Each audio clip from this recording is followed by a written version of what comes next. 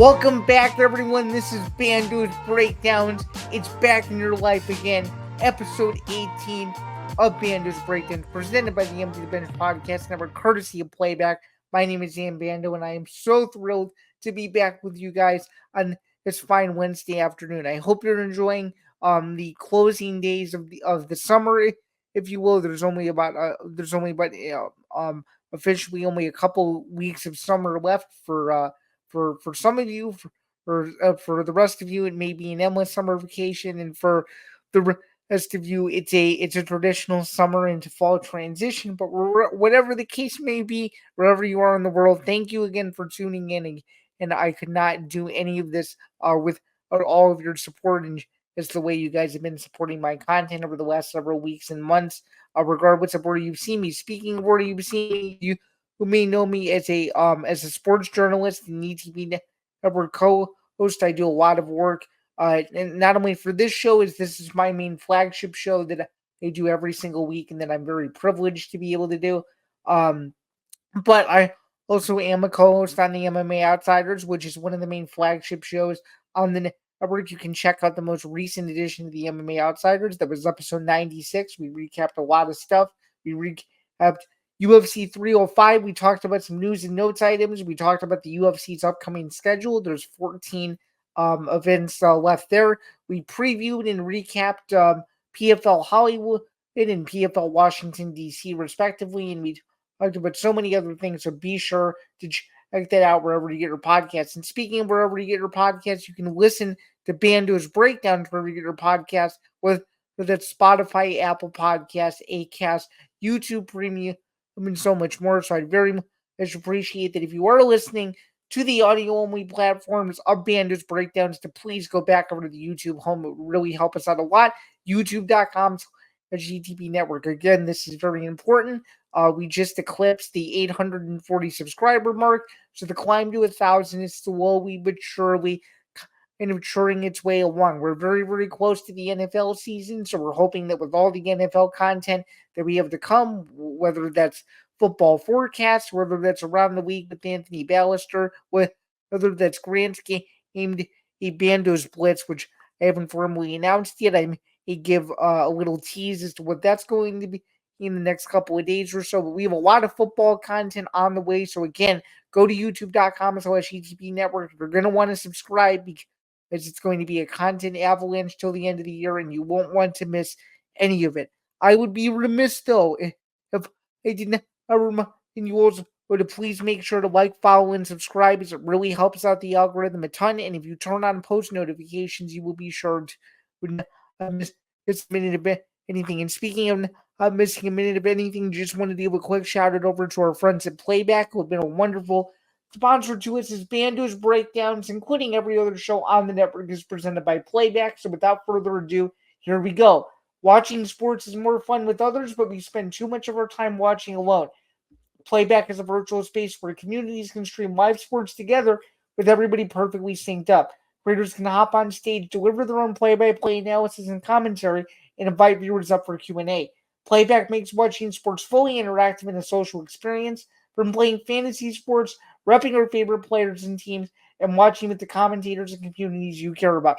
Win or lose, sports are best enjoyed together. We've had a ton of Playback content as of late. Everything from Team USA winning an Olympic gold medal in men's basketball, the WWE fight study, and so much more. Playback has been the extended home of all of the ETB network content, so please, it literally takes 30 seconds. Go to playback.tv/ETB network. Become a member of our community, so that way, the more that we grow, the more that we can give out VIP passes to people so people can watch more games exclusively. That's the beauty of the platform, so please be sure to heed our advice and watch sports a little bit of a different and more interactive way. And if you are really curious about why it's such a benefit, it's that you could essentially talk to me whenever you want, because I am on the majority of them, so that's another added bonus too. But now that that's out of the way, I need to get into the show here, as we have a packed show today. We're going to start with Zain's overview and the introduction, of course, just to give you a brief run through of where we're currently at. So we're near to the end of August. It's episode 18. The That's why you're going to mostly see football and combat sports take over the majority of the content over for the next several weeks. But we mixed in some interesting news stories, both on the college football front and the sports media front as well. So it'd be a very interesting show. Just to go over Zain's overview really quick before we get into it. We're going to go over UFC 305. We're going to preview the TUF 32 finale fights from the UFC Apex in Las Vegas. If you missed the latest edition of Tough Enough that aired last night after the final episode of The Ultimate Fighter, please be sure to go check that out. My co-host and I broke down both TUF finale fights and gave our predictions. We're also going to be doing sort of a post modern style recap show next week, so you won't want to miss that. So we'll preview those. We're going to get into week 0, which is very brief, but headlining it is Florida State versus Georgia Tech. Is it a trap game for Florida State? Are they looking ahead more to ACC play, or are they going to be ready for Georgia Tech? That's going to be the question that I will do my best to answer. There's only a couple of games in week 0 / pre-week 1. The full slate of college football does not begin until next Thursday, so it should be very exciting. We're going to be talking a lot more about college football in this show, especially with some other things that are currently in the pipeline at the moment. So stay tuned for all of that and so much more. We're going to get into some more Caitlin Clark news. She continues to break records. The Indiana Fever have done really well post Olympics break, and the Fever are still in the thick of the Eastern Conference playoff picture. So I'm going to praise the WNBA yet again for showcasing as many Fever games as possible. So that should be really exciting. And to go into Bears recap and previews and a couple other things. So without further ado, let's get right into it. We're going to start with UFC 305. And this was an outstanding pay-per-view. Perth, Western Australia was the backdrop for this one. You know the drill here. It was the middleweight championship of the world. Dricus du Plessis versus Israel Adesanya, the fight that people had been clamoring for over a year, and it lived up to the billing for sure. For those of you who don't know by now, or have been living under a rock for the last several days, it's now been known for a couple of days now. But Dricus du Plessis successfully defended his middleweight title for the first time, submitting the former middleweight champion in Adesanya with a 4th round rear naked choke. First off, very, very impressive win for DDP. He basically took away Adesanya's stand-up game really well, even though they traded punches on the feet for the majority of the fight. And overall, it was a good fight. It was a fight that I think people were people were expecting there was going to be a lot of excitement around it, and it was good to see that these two delivered, because sometimes you get these rivalry type fights where some of these rivalry type fights don't live up to expectation. A great example of this is Rampage Jackson and Rashad Evans. They were the coaches of season 9 of The Ultimate Fighter. They were supposed to fight when Rashad Evans was still the light heavyweight champion. We know the story there. Lyoto Machida eventually knocked out Rashad Evans, and Jackson and Evans did not compete until they were no longer champions. So thankfully, the UFC has learned from the mistakes of the past. They made the DDP Adesanya fight when they felt it needed to be made, despite Israel Adesanya coming off a loss to Sean Strickland. That's a controversy for another day, but I was not opposed to it. I feel like you can't tarnish someone's legacy by not giving him an immediate title shot off of a year layoff just because of one loss. I mean, I think it diminishes what Adesanya did in the division. So thankfully, the UFC did Adesanya right by giving him that opportunity. And I was a little worried that Adesanya was going to retire after the fight was over, but he reassured the crowd, me, and the rest of the MMA community that he will still stick around.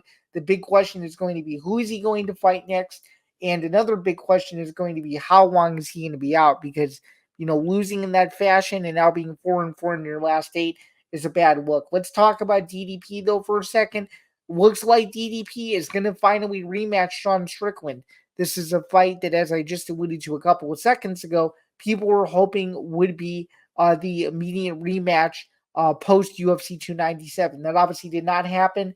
And of course, we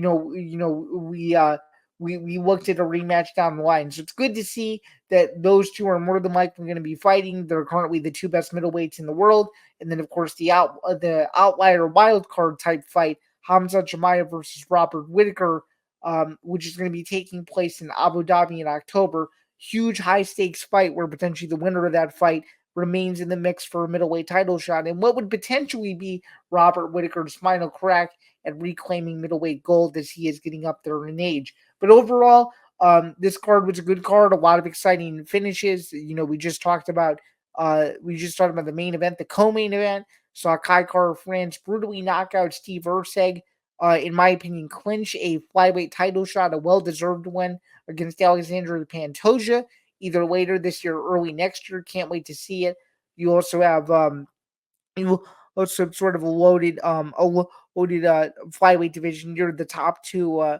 Obviously, we got Tyra versus Royval, which is going to be a very interesting fight. So the winner of that fight is going to still remain in the mix as well. Also, that'll be interesting from a flyweight perspective. And then of course we have Carlos Paredes viciously knock out the Leech. The Leech hadn't fought in a couple of years. It was a very dangerous fight for him to take after a 2-year layoff. And I really do feel bad for him, but Paredes is going to be a force to be reckoning with for the next couple of years if his punching power continues to improve, because that was a nasty knockout. Then of course we had one of the worst scorecards in UFC history, as one of the three judges, Howie Booth specifically, gave Tai Tuivasa all 3 rounds over Jairzinho Rozenstruik after the other two judges clearly had Jairzinho Rozenstruik winning the fight. Thankfully, the judges did get this one right, but it just goes to show that MMA judging is still an issue. David Shaw, who's a UFC executive, does not do a ton of media, had a very, very classy and professional response that the Australian Commission basically handles all that stuff.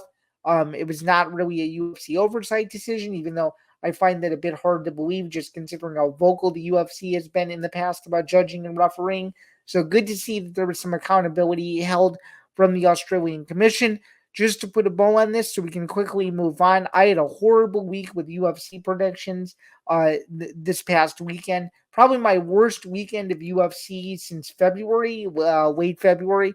I remember UFC Mexico City wasn't very good either. I went 4-8 on this card. This was a brutal night for me. Back-to-back brutal pay-per-views in a row. It's really disappointing to see. I was on a bit of a hot streak there for a little bit. Currently sitting at 189 wins. With those 4 wins, I came in at 185, 145, and 4. So currently sitting at 189 wins. Not exactly where I wanted to be at this point in the year, but I will take 189 wins and above a 50% clip for UFC predictions, because they are very hard to come by. And again, it's another main event loss, so I had to get back on the horse. Still a couple over 500 in that category as well, but although nothing too much to sweat at, still a very exciting card. And the 4 fights I got right, I got the exact. So I got the correct fighter, method, and round 2. So that's very difficult, meaning round 2 isn't also not round 2 is the literal round, just to clarify that. But we're going to move on from that. UFC 305 is in the books. We're moving back to Las Vegas, though, for the TUF Finale fights and UFC Vegas 96. It is better to be called. We got Ryan Loder versus Robert Valentin, and we got Con Offley taking on Myron Santos. If you guys saw the final episode of The Ultimate Fighter, which unfortunately was spoiled by someone who I would rather not name, in this particular program, if you want the full rant for that, you can go check out the beginning of Tough Enough. These are 2 awesome fights, just putting all the bullcrap aside. These are 2 awesome fights. These are the 4 guys that should have been that should be in the finale, in my humble opinion. At the very end of the show, I was very vocal that Myron Santos would be in this position at the end. Robert Valentin has had one of the nastiest runs in recent Ultimate Fighter history. These are 2 awesome fights. I don't think Valentin versus Loder goes the distance. I was very vocal about this. I think Valentin gets a first or second round finish, and I think Santos does just enough to edge awfully. I think his overall game, specifically his striking and the way he mixes up his combinations, is going to be too much for Offley. That I think, even though it's shown some skills, I think you would have to gas out Santos in order to give Offley a chance. And I feel like the shorter the fight goes, the more it favors Santos, and the longer the fight goes, the more it favors Offley. So I'm hoping that these two are good fights. Obviously, it's at the UFC Apex. It's not a traditional Pearl at the Palms type show or anything like that, which the Ultimate Fighter finale has been relatively used to in years past, but I think it'll still be a good show. Headlined by Jared Cannonier versus Kyle Bahayo. And just a quick programming note, there is no UFC event the week of August 31st. Going to give you a few more of the particulars on this card before we move on, because it's very important, because this is not this is not your prototypical UFC fight night, if you will. Usually, when you have these UFC fight night cards, um, you're in a situation where the card maybe starts a little earlier. Well, this is not the case. So let me give you the lowdown on this card here. So obviously, it's this upcoming Saturday. ESPN for the main card, ESPN Plus for the prelims. Again, taking place from the Apex in Las Vegas. At the time that we're recording this, there is still, there's 9 confirmed fights on the card. There's supposed to be 10. We had an injury in one of the earlier bouts, specifically the Dennis Bazooka fight, so they're still working on replacing that. So at this very moment in time that we're recording this, there's 9 confirmed fights for a chance to have 10. So just to give you a little bit more of a load on yours to who we have on this card, we have Jared Cannonier versus Kyle Bahayo. We've got Angel Hill versus um uh versus Ricci Tabaka Ricci. Obviously, we have Loder and Valentin, as I said. Morales versus Magny. Edmund Shabazian versus GM3. Gerald Marshart. Let's see who else is on this card. We got Borishev versus Lista. We've got a bunch of other fights. Jose Nunez is on the card.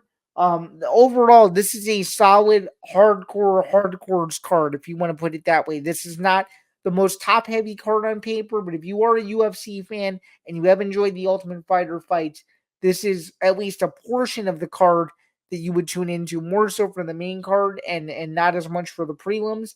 But still, you got the Ultimate Fighter finale fights happening right before the main and co-main events, so should be very interesting. Again, headlined by a very important middleweight fight, Cannonier versus Bahayo, which I am still sticking with my prediction of Cannonier by decision.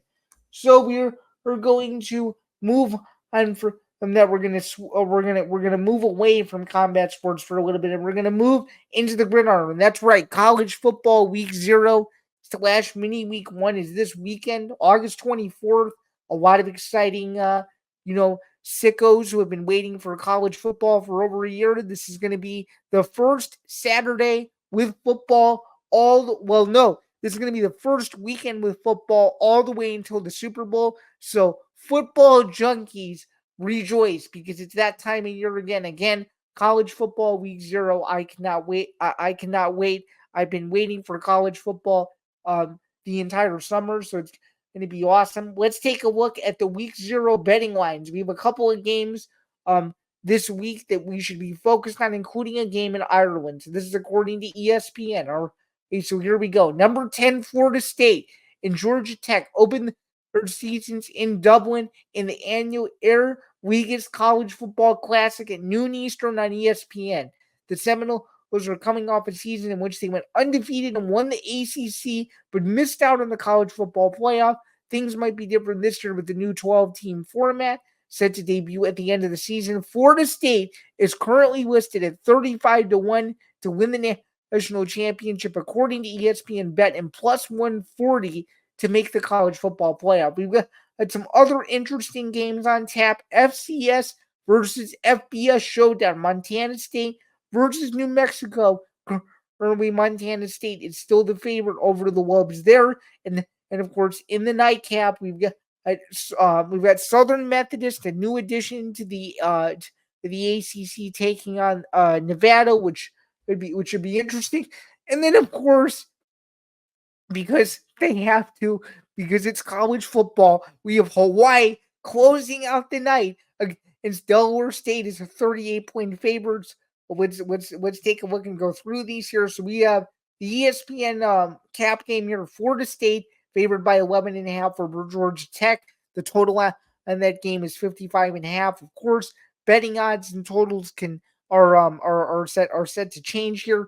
Montana State a 9.5 point favorite over New Mexico. That's Saturday at 4 Eastern. In Albuquerque, the total there is 53 and a half. And if you want some chunk and change, we got SMU favored by 27 over Nevada. If it was me and it was a betting man, I would take an alternate line on Southern Methodist. If you could try to get it down to maybe 20 points or 17 points to give it a bit of a cushion there, please do so. And then the game I wouldn't even touch because it's too many points. Delaware State versus Hawaii. Couldn't even tell you who did, I couldn't even tell you who Delaware State is a quarterback, but I don't even think it'll fully I don't even think it'll fully matter at the moment because the total is sitting at 55.5, and you simply just don't want to take a risk there. But the game to watch, though, Florida State again favored by 11.5 over Georgia Tech. They're one of the marquee favorites in the ACC. They should win this game comfortably between 10 and 17 points or so. So I'm looking forward to seeing how Florida State does. Again, they are currently sitting at minus 450 on the money line, and this according to ESPN Bet, with the comeback on Georgia Tech at plus 360. So a lot of exciting stuff in the works there. Week 0 of college football. People have been waiting for it all summer. It's finally happening. I can't wait. We're going to do more of these outlooks as the college football season gets underway. We also have my two alma maters playing not against each other, but playing in the same week to start week 1. That's Illinois versus Eastern Illinois a week from Thursday. And we got Northwestern from taking on Miami of Ohio in the first game of the Wake Forest Stadium in Evanston on Saturday, August 31st. But that's more for next week and not for this week. We are going to move right along those. We still have a very, very packed show to continue to get through. We're going to move away from college football just a little bit, and we're going to move over to the WNBA. So plain and simple, Caitlin Clark is still insane.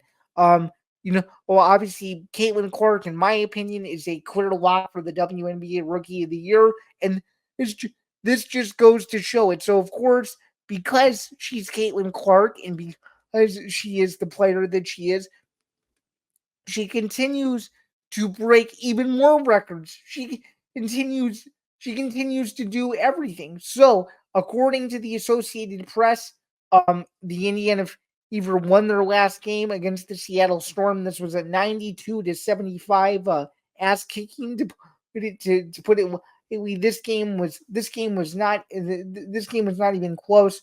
Caitlin Clark broke the assist record. She eclipsed Tisha and Cheryl in 1998. She has 232 assists so far this year, which is just freaking absurd.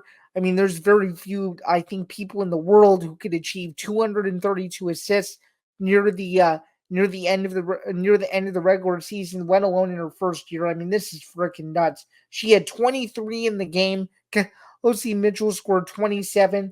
I mean, this team, when they have chemistry, man, this team is very difficult to beat. But when they play against I guess you could say the larger, more veteran savvy teams like the New York Liberty, they have some problems. But this is what a young team is supposed to do. They're supposed to win the games that they are expected to. And this is exactly what Caitlin Clark and the Fever have been able to do. And overall, though, and not to mention that they are undefeated since coming out of the Olympic break, having won back-to-back games. Currently sitting at 13-15 on the season, winning 4 out of their last 5. And truly, you can't you really can't fault Indiana. They may be below 500. They may be struggling in the record column, but for them to stay in the mix and for them to play competitive basketball is really all that you can ask for. And just to give you a quick overview on who the Fever will play in their upcoming games to close out the month of August. So they have a bit of a nice break. They don't play again until this Saturday, August 24th, when they take on the Minnesota Lynx. And of course, they go to Atlanta to play the Dream, and they come home and play the Indiana Fever. And then the game that is going to be arguably the toughest ticket in Chicago to get a week from this upcoming Friday at Wintrust Arena, Indiana versus Chicago. It'll be at 6:30 Eastern or 6:30 Central, 7:30 Eastern. My apologies there.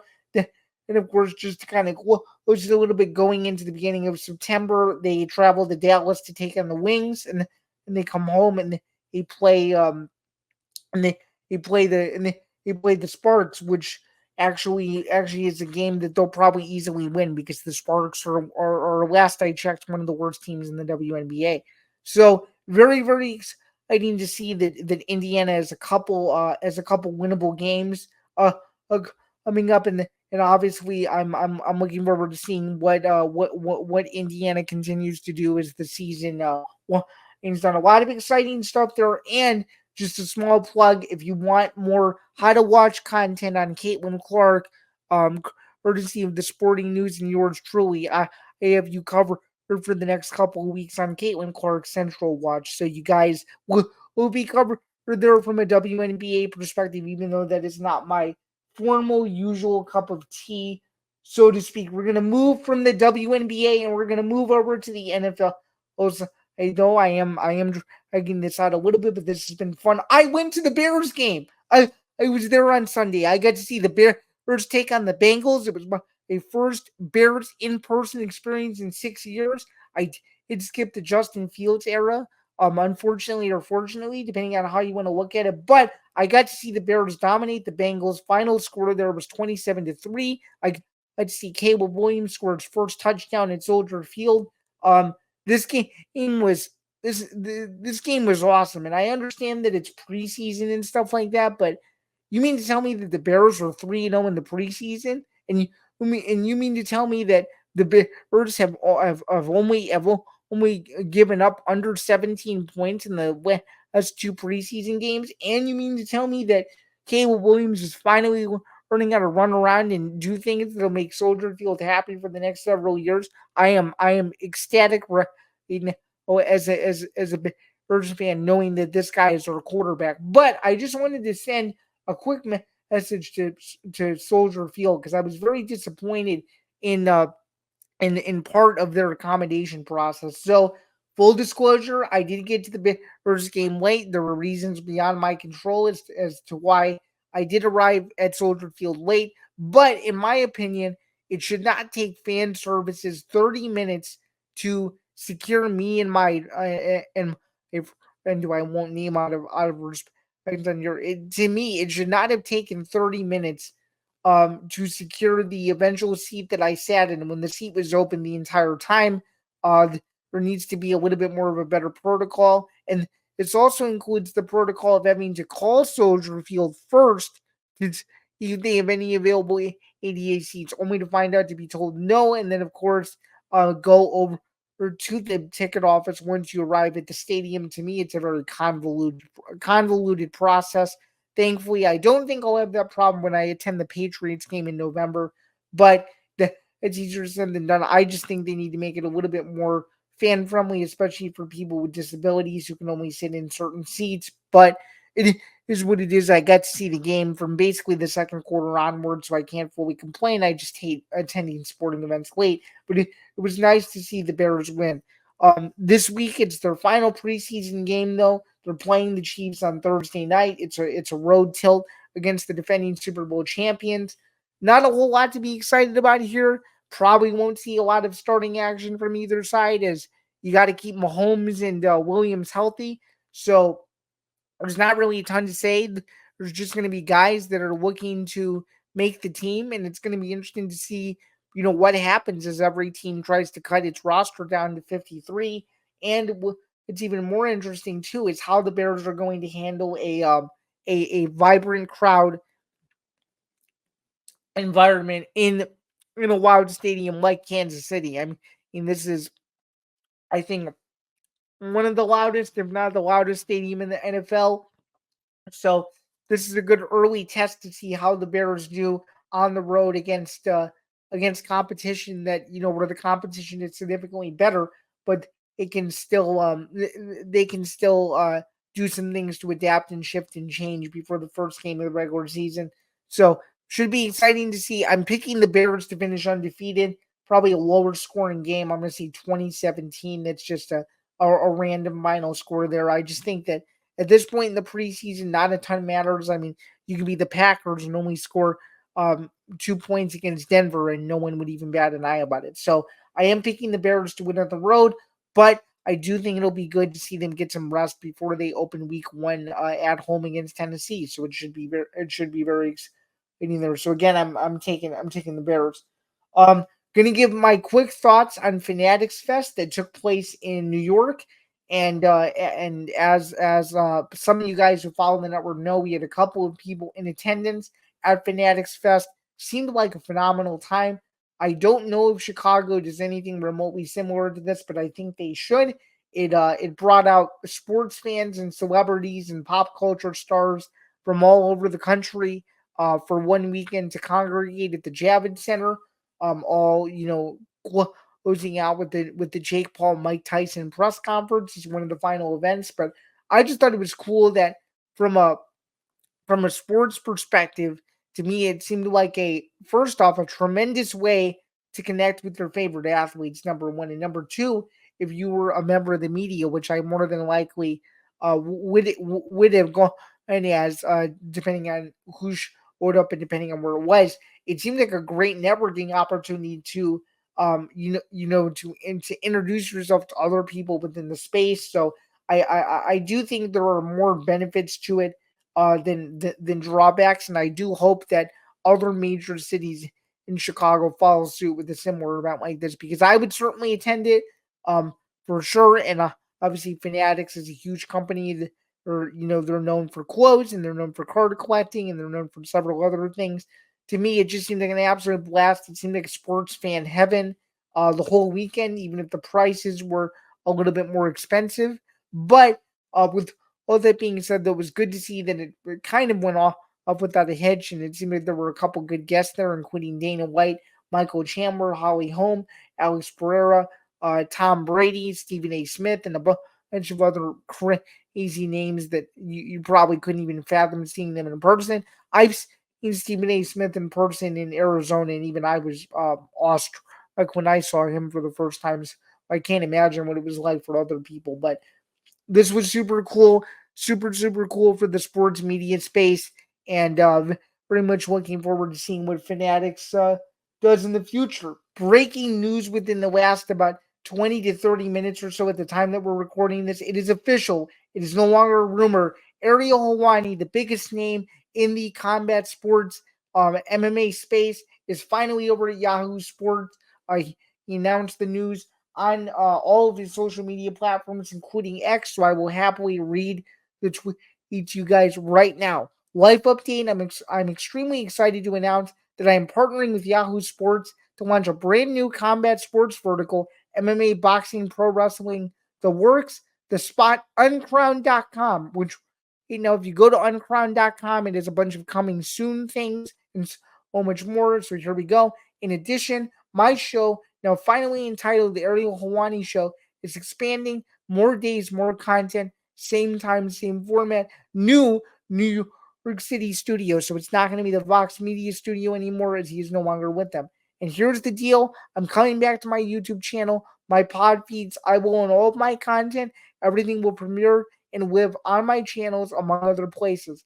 I'm the executive producer of the show and the executive editor of the new site. We will be launching new boxing and wrestling shows in the coming months too. Oh, and I'm bringing my boys with me, all of them. You think I'd leave them behind? Hell no. Some other old friends are joining too, and we are now teaming up with a whole new batch of brilliant minds as well. It's a new era, a new chapter, and I can't freaking wait. I've been working towards and dreaming of this scenario since the journey began, and now we are finally here. Allow me to fully explain, and the video is attached for your guys' viewing pleasure. We will not listen to it right now, as we would be on here for over an hour, but I just wanted to give you guys a quick reaction. I am happy for the biggest name in the MMA space. This is a dream for many of us, myself included, to one day own all of our own content. Ariel Helwani is literally living the dream that a lot of us hope to aspire to be. So the only thing I can say is congratulations to the best in the business. I'm excited to follow all the stuff that Ariel Helwani is going to be putting out. And in my opinion, the MMA landscape doesn't fully change because you're still going to have major names, including him.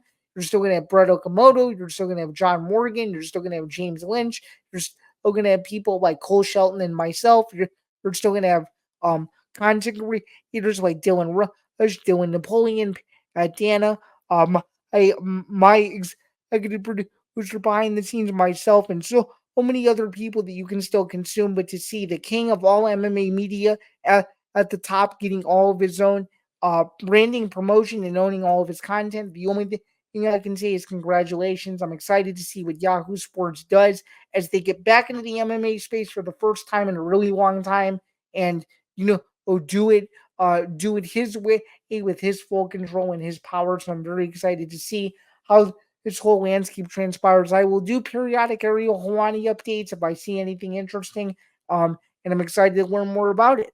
So we'll see how the rest of the announcement fares in the coming weeks. But for now, it's good to see that the biggest name in MMA media has finally landed at his now permanent home of Yahoo Sports.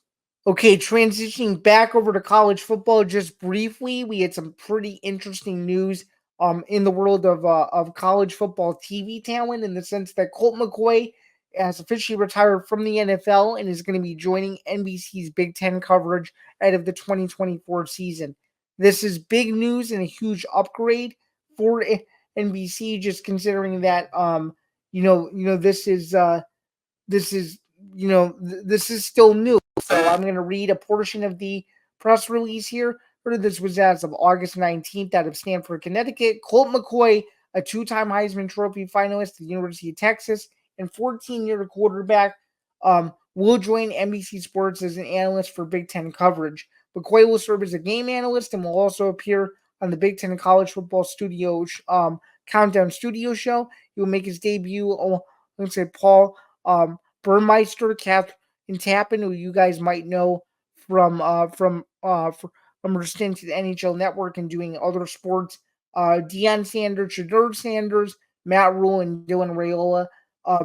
It'd be very, very interesting because Colorado is going to be playing Nebraska first Big Ten Saturday night game, September 7th. You can't really get too much bigger than that when it comes to games in Lincoln. So it should be exciting. Just wanted to quickly read over a brief quote that Colt McCoy and some of his NBC new team members are going to have. So here is the first quote. This is per Sam Flood, the executive producer and president of NBC Sports. In a standout career in Texas, Colt McCoy started many of college football's biggest games and fiercest rivalries. What a way to kick it off with Colorado and Nebraska. This is what McCoy said. College football has always held a special place in my heart. With the expansion of the Big Ten and new era of college football, it is the perfect time to join NBC Sports, McCoy said. I can't wait to share in my passion, excitement, and competitive spirit every week. Then, of course, he has also done games for the USFL and just wrapped up his final stint with the Arizona Cardinals. So, he's one of the most accomplished quarterbacks in recent college football history. Very, very good to see him get his shine and be able to show off his expertise on the big stage. So very much looking forward to seeing what he can do there. Now we're going to move into Zain Zinger. We've got a couple of zingers this week that I'm excited to talk about. So obviously ESPN is making some budget cuts, as they like to call it. And I just want to go in a quick rant really quick. Why would you remove two of the NFL's most staple names on ESPN's pre and post NFL television coverage, and Sam Ponder and RG3? First up, RG3 has made a name for himself being an analyst post his NFL career, which did not live up to the billing that everybody expected. And Sam Ponder has been one of the best broadcasting personalities in the last several years. I don't understand this move by I don't understand this move by ESPN whatsoever. Just considering uh, that these were two major names in the NFL space, I feel like they could have kept RG3 around. If they wanted to move Sam Ponder into a different position where she was still talent, it would have made total sense. But I don't I somewhat don't understand ESPN's perspective sometimes, and it's clear that ESPN is moving in a new direction, and they probably want to serve the younger generation. But RG3 is a name that people know, and to me, it's disappointing that you're going to take away one of your staples of your pre and post game coverage away. I don't fully understand that, and ESPN is going to have to live with that decision. Moving into this year as the NFL landscape continues to change with broadcasting rights and so much more. So just something to keep an eye on. They're going to move on to the second zinger now. I did get a chance to stream the Jake Paul Mike Tyson press conference over the weekend on Sunday, which my producer behind the scenes was in attendance for as a member of the media. And speaking of the member of the media, I think the way that this press conference was done was a complete disaster. Felt like a sideshow at the very beginning of the press conference. Both guys said some very, interesting quotes about how they want to beat each other up. Jake Paul, teasing like, "Oh, we could change the rules if you want" and stuff like that. But I feel like this part of the show or that part of the press conference dragged down for too long. Ryan Clark did the best he could as a moderator, but I don't think he knew when to step in and when to not, because when it came time for the media to ask questions, there were only a couple of them given out, and I don't think it felt like a traditional press conference where you could have had Paul and Tyson speak for a little bit, for sure, and you could have had the second part of it be for the members of the media, and I just don't think MVP really handled that in such a way, because it's all about coverage and trying to get your own most original content, and to me you can't do that with only a couple of questions. So I wish this press conference in some way could be redone again. Hopefully they'll do a better one in Arlington, Texas in November, where more media will be asked to provide more formal questions and whatnot. But again, it'll be interesting to see how this fight progresses, if it still ends up happening or not. Seems like it's still on for the time being. But for now though, it just goes to show you how much of a spectacle this is going to be on Friday, November 15th in Arlington, Texas. So to me, kind of a disappointing drop of the ball for Paul Tyson. Speaking of dropping balls, literally in that Peacock, I think, dropped the literal football here with Notre Dame's Here Come the Irish Hard Knocks style series. And that's exactly what it is. To me, it feels like a ripoff of Hard Knocks. First off, Notre Dame is a premier college football program that hasn't done anything in the college football playoff era. You can't point to one year where you're like, "Oh yeah, Notre Dame was so good that they could have won the national championship." You can't do it. To me, I don't think they deserve the spotlight that they're getting. I understand they're a top 10 program. I understand that Marcus Freeman, has them trending in the right direction. But let's be honest here. They have a cupcake schedule, number one. Number two, they're still one of the few independent programs in college football.